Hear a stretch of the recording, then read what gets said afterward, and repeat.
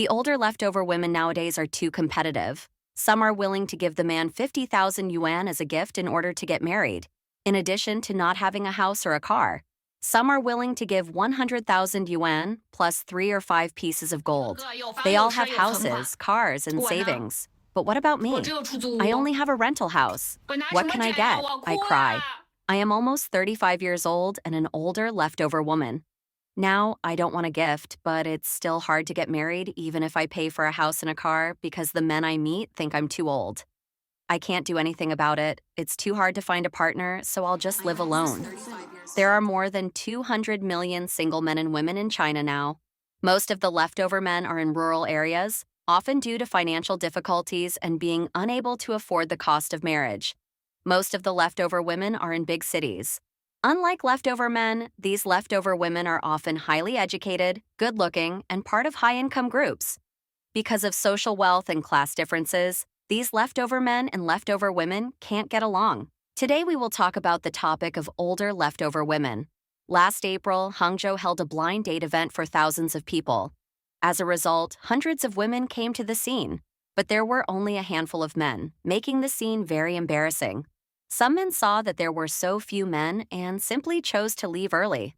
In early December last year, a blind date event was held at a 5-star hotel in Wuhan, but there were only 800 well-dressed women and no male guests showed up.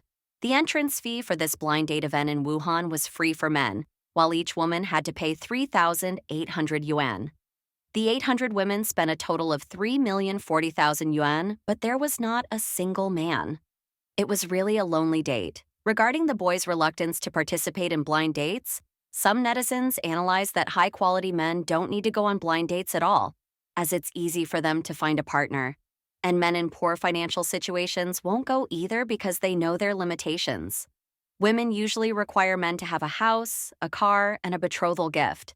If he doesn't have these conditions, why go on a blind date? It would only bring shame upon himself. There are many older women in big cities like Beijing, Shanghai, Guangzhou, and Shenzhen. They are all high-quality women with high education, stable jobs, and good looks. However, because of their age, they find it difficult to find a partner even if they keep lowering their standards. I was born in 1988, single and unmarried. I have a master's degree and my own company. I always thought that making money on my own was an excellent achievement, but at my age, I have been frustrated in the marriage market. I can tell young girls without reservation that whether it is someone of the same age or a man younger than you, he will discriminate against your age, and this discrimination seems to be accepted by society as if you deserve it. An objective fact is that there are very few single people of your age. Perhaps your best option is to be prepared to live alone for the rest of your life. Look at the older women. They want men to spend money and provide emotional value. I feel like I found an ancestor, not a wife. Now, as long as young girls are not gold diggers, you don't have to spend much money, and young girls can still provide you with emotional value. I can accept growing old together, but I can't accept meeting an old woman. In addition, when you see that they are old, if they give birth to a child, they will still be elderly mothers. Blogger Linlin is 36 years old, unmarried, and childless. She said that she met a blind date on the internet. The man's financial conditions are very good, with an annual income of 300,000, but his appearance is relatively poor. Although Linlin knows the truth that you can't have your cake and eat it too, she still decided to break up after meeting the man twice. After meeting him twice offline in April last year, I took the initiative to tell him that we should just be ordinary friends. I felt it was not suitable for us to develop into a couple. One netizen left a message. If he were a perfect and high-quality man, he would have been taken long ago. Another netizen reminded the blogger, after marriage, his money is yours, so why think so much? In China, men usually give women gifts when getting married. The gifts in Jiangxi province are generally around 300,000 yuan and are even higher in rural areas. In southern Fujian, such as Quanzhou, Fujian province, the gifts are generally between 200,000 and 500,000 yuan, and some areas require additional conditions such as the 3 golds, gold ornaments, and real estate. Since Chinese women have relatively high requirements for economic conditions, many men have to look abroad, as foreign women do not ask for gifts, cars, or houses. In recent years, more and more foreign women have married in China. According to statistics on foreign marriages, in 2019, more than 29,000 Chinese men married foreign wives. In 2020, more than 10,000 foreign women married in China. And in 2021, this number rose to more than 27,000.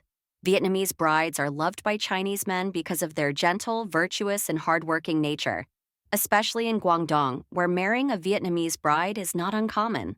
There is a popular saying in the local area, if you can't get a wife, Vietnamese brides will come to report without gifts or houses, and they can go up to the hall and down to the kitchen. However, this Vietnamese blogger reminded Chinese men not to marry Vietnamese brides through matchmaking companies. Not only does it cost a lot of money, but the brides may also run away easily after marriage. She suggested that Chinese men travel to Vietnam and find girlfriends there instead. With a foundation of affection, they not only don't need to spend too much on gifts, but their marriages are also relatively stable. Are you too naive or too brave? Why would you spend thousands or even tens of thousands of yuan on matchmakers and matchmaking companies to help you find a Vietnamese wife? Do you know? The divorce rate in China is ridiculously high now. You marry a Chinese wife. You are from the same country and have an emotional foundation. Yet many still separate later, let alone going abroad to find a wife. You don't know her, she doesn't know you. You don't understand Vietnam, and she doesn't understand China. You were introduced by a matchmaker and got married in a hurry. Do you think such a marriage can be happy? In fact, Vietnamese girls are not all unmarried. Even if her circumstances are poor, she can still find a man of average means in Vietnam to marry. Why would she go abroad? Why would she travel so far just to marry you? She must want you to treat her well because you have good financial conditions, and she hopes you can help her. However, after marrying you, she realizes you can't help her at all. There was no emotional foundation to begin with, and now she finds out you're not good enough, so she runs away after just a few months. Do you know how hard older single women are trying to get married? There are many typical examples around me. Women who are willing to lower the bride price, lower their house requirements, or even pay a higher dowry themselves just to get married.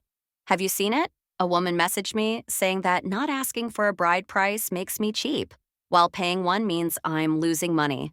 But sister, we are not the same. You're young, beautiful, and have a great figure. Men are lining up for you. Meanwhile, I'm almost 35. If I don't offer a few $100,000 in dowry, I might never get married. Please, try to understand. Do you really want me to be alone forever? Just now, I saw a girl at Wansong Academy standing by the roadside holding a piece of paper. The information on it showed that she was 38 years old and unmarried, earning 1 million yuan annually from her own business. She had a house and a car. She required the man to be within 10 years younger than her, have a stable job, stable emotional value, and an above-average appearance. To be honest, given her own conditions, these requirements are not high.